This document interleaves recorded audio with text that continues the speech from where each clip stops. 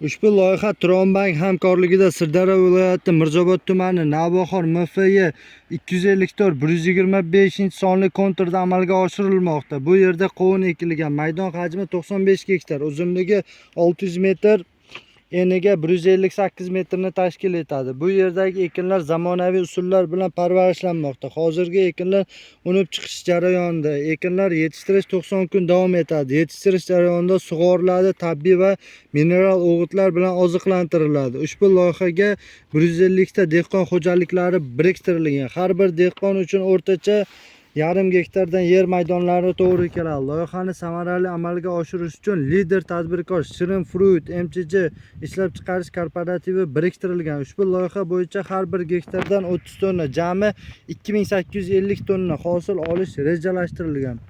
Mazkur ekin yig'ishtirib olingandan so'ng ikkinchi ekinga ham yuqori daromadli ekin turini ekish orqali yer egalarining daromadlarini yanada oshirib boriladi.